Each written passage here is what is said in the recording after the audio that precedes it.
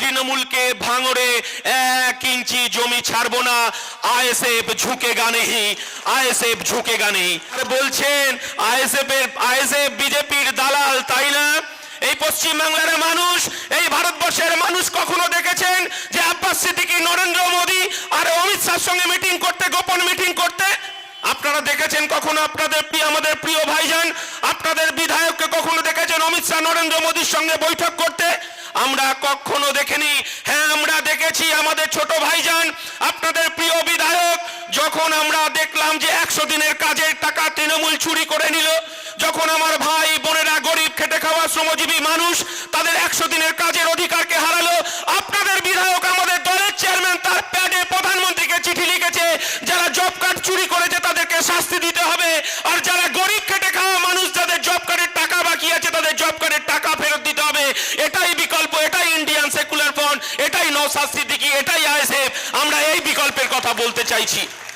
আমরা যখন দেখলাম যে 100 দিনের কাজের টাকা সহ প্রধানমন্ত্রী আবাস যোজনা, তৃণমূলের দাদাদের, বড় লোক যারা 1 তলা 2 তলা 3 তলা বাড়ি আছে, যারা সিন্ডিকেটের সঙ্গে যুক্ত, তাদের আবাস প্লাস তালিকায় নাম আছে, আমার দলের চেয়ারম্যান, আপনাদের বিধায়ক, তার প্যাডে নরেন্দ্র মোদীকে চিঠি লিখছে, বলছে যে সে বিজেপি হতে পারে, সে তৃণমূল হতে পারে, সে আইএসএফ হতে পারে, সে কংগ্রেস হতে পারে, যদি তার ছিটে বেড়া থাকে, টালির চাল থাকে, সে যদি ত্রিপলে টাঙিয়ে যদি বসবাস করে, সে তৃণমূল হতে পারে, কিন্তু তাকে প্রধানমন্ত্রী আবাস যোজনার টাকা দিতে হবে। তার প্যাডে নরেন্দ্র মোদীকে চিঠি লিখেছে। এটাই ইন্ডিয়ান সেকুলার ফ্রন্ট, এটাই হচ্ছে নওশাদ সিদ্দিকী। আমরা এই বিকল্পের কথা বলছি।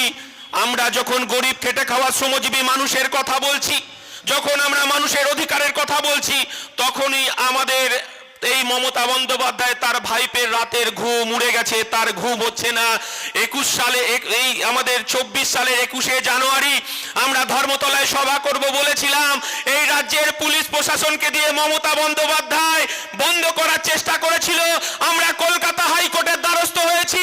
এই মমতা বন্দ্যোপাধ্যায়ের প্রশাসনকে কলকাতা হাইকোর্ট চোর থাপ্পড় মেরে বুঝিয়ে দিয়েছে যে 21 তারিখে জনসভা হবে।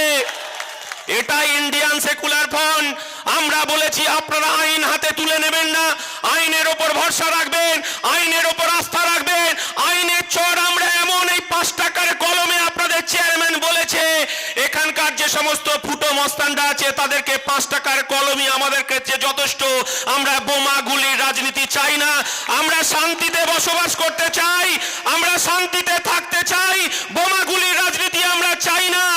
আমাদের মহামান্য কলকাতা হাইকোর্ট আমাদেরকে ধর্মতলায় যেভাবে সভা করতে বলবে, আমরা কলকাতা হাইকোর্টের সিদ্ধান্ত মাথা পেতে নিয়ে আমরা সেইভাবেই আমরা সভা করব।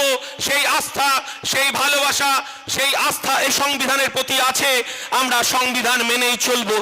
আমরা বলছি যে গরিব মানুষের অধিকার রক্ষার লড়াইয়ে যদি আমাদের 42 দিন কেন জেল খাটার, আমাদের যদি 420 দিন জেলে রাখে, তবু আমরা জেল খাটবো, তবু গরিব মানুষের অধিকার রক্ষার লড়াইয়ে 1 পা পিছু হটবো না। এটা ইন্ডিয়ান সেকুলার ফ্রন্ট। আমরা বলবো আপনারা মাথা ঠান্ডা রেখে রাজনীতি করবেন, আপনারা মাথা ঠান্ডা রেখে রাজনীতি করবেন, বুদ্ধিমত্তার সঙ্গে রাজনীতি করবেন, মানুষের বাড়িতে যান, মানুষের পাশে দাঁড়ান, মানুষের সঙ্গে কথা বলুন। এই ভাঙড় বোমাগুলি শেষ কথা বলবে না, এই ভাঙড়ে আইএসএফ শেষ কথা বলবে। আর আইএসএফ গণতন্ত্র রক্ষার লড়াইয়ে যদি বুক চিতিয়ে রক্ত দিতে হয়, আমরা রক্ত দিতে প্রস্তুত আছি। আমরা দেখেছি পঞ্চায়েত নির্বাচনে 70টা প্রাণ চলে গেল তো। আমরা দেখলাম এই ভাঙড়েও কয়েকটা প্রাণ চলে গেল। আমরা দেখেছি সে তৃণমূলের হতে পারে, সে আইএসএফ এর হতে পারে। তৃণমূলের মায়ের কান্না আর আইএসএফ এর মায়ের কান্না কি কোনো আলাদা? আমরা দেখেছি একজন তৃণমূলের কর্মী যদি মারা যায়, তার মা যে ডাকে কাঁদবে, আমার আইএসএফ এর মা সেই ডাকেই কাঁদবে। আর পশ্চিম বাংলায় যে রাজনৈতিক দলই হোক না কেন, আমরা 70টা প্রাণকে হারালাম। আর আমরা 2023 সালের 21শে জানুয়ারি মাননীয় মুখ্যমন্ত্রীকে বলতে চেয়েছিলাম যে আমরা 2018 সালের পঞ্চায়েত নির্বাচন চাই না, আমরা চাই সুষ্ঠু পঞ্চায়েত নির্বাচন, রক্তপাতের নির্বাচন। এই রক্তপাতের নির্বাচনের জন্যই আমরা 42 দিন জেল কেটেছি। মমতা বন্দ্যোপাধ্যায়ের ষড়যন্ত্র। আমরা বলছি যতই ষড়যন্ত্র হোক আর যতই আমাদের বিরুদ্ধে জেলের ভয় দেখানো হোক না কেন, গরিব মানুষের লড়াই থেকে আমরা এক পাও সরব না, এই সংকল্পে আমরা আছি। তাই বলবো ভাঙড়ের যুব সমাজ, ভাঙড়ের আমার যুবক ভাইরা, ভাঙড়ের আমার চাচা জেঠা কাকা যারা আছেন, তাদের কাছে অনুরোধ, রাজায় রাজায় যুদ্ধ হয়, কেন ভাঙড়ের উলুখাগড়ার প্রাণ যাবে, কেন সাধারণ মানুষের প্রাণ যাবে? আমরা পুলিশ প্রশাসনের কাছে বলবো, আইএসএফ বুক চিতিয়ে লড়াই করছে, পুলিশ প্রশাসনকে সহযোগিতা করবে, কিন্তু আমরাও আইএসএফ বলছি যে এই ভাঙড়ে শান্তি প্রতিষ্ঠা করার জন্য পুলিশ প্রশাসনকে তাদের ভূমিকা পালন করতে হবে। আমরা আপনাদের সঙ্গে থাকবো, আমরা আপনাদের পাশে থাকবো। আমরা আর একবার বলছি যে গরিব খেটে খাওয়া শ্রমজীবী মানুষের অধিকার রক্ষার লড়াইয়ে 21 তলায় আমরা সভা করছি। সেই সভায় একটু কান খুলে আপনারা শুনবেন, যে আমরা কান খুলে রেখে শুনবেন যে আমাদের হাইকোর্ট যে নির্দেশ দেবে সেই নির্দেশ মেনেই আমরা আমাদের ধর্মতলায় সভা আমরা করব। কিন্তু 22 তারিখে রাম মন্দির উদ্বোধন হচ্ছে, আর আমার মাননীয় মুখ্যমন্ত্রী সেই 22 তারিখে আবার মিছিলের ডাক দিয়েছেন। আমি সাধারণ মানুষের কাছে আবেদন রাখবো, সমস্ত জাতি ধর্মের মানুষের কাছে আবেদন রাখবো, মমতা ব্যানার্জির এই পাতা ফাঁদে আমরা কেউ পা দেব না। আমরা পশ্চিম বাংলায় হিন্দু মুসলমান খ্রিস্টান জৈন শিখ আমরা একসাথে বসবাস করতে চাই। এই 22 তারিখের মিছিলে সাধারণ শুভবুদ্ধি সম্পন্ন মানুষ মমতা বন্দ্যোপাধ্যায়ের পাতা ফাঁদে পা দেবেন না, কারণ আবার হিন্দু মুসলমানের বাইনারি পলিটিক্স করে আবার এই পশ্চিম বাংলাকে উত্তপ্ত করতে চাইছে। আমরা আমাদের আইএসএফ এর কর্মীদেরকে বলবো, আমাদেরকে সজাগ দৃষ্টি রেখেই আমাদের সাম্প্রদায়িক সম্প্রীতিকে বজায় রাখতে হবে। আমরা বলছি এই কথাটা, আজকে এত মানুষ এখানে জমায়েত হয়েছে যে আমি আপনাদের কাছে বলবো, আপনারা কোনো নেতার পাতা ফাঁদে পা দেবেন না। আমাদের অধিকার রক্ষার লড়াইয়ে আমরা বুক চিতিয়ে লড়াই করব। শুধু একটা কথা বলি, এখানে ওহিদুল আছে, আপনারা সবাই জানেন যে ওহিদুল যখন এই ভাঙড় থানার পুলিশ প্রশাসন তাকে তাড়া করে বেড়াচ্ছে, তাকে ক্রিমিনাল বলে আখ্যায়িত করছে, যখন ও আমার মধ্যম গ্রামে দাঁড়িয়ে কান্নাকাটি করছে যে আমার পুলিশ প্রশাসন আমার ছোট ছোট বাচ্চাদেরকেও মারধর করছে, আমার বাড়িতে কয়েকশো পুলিশ গিয়ে তাকে গ্রেপ্তার করে নিয়ে এসেছিল। আমি দৃঢ়তার সঙ্গে বলে দিয়েছি, ওহিদুলকে নিয়ে যাচ্ছেন, যান, আপনি কি কি নিয়ে যাচ্ছেন আপনি আমাকে লিখে দিয়ে যান।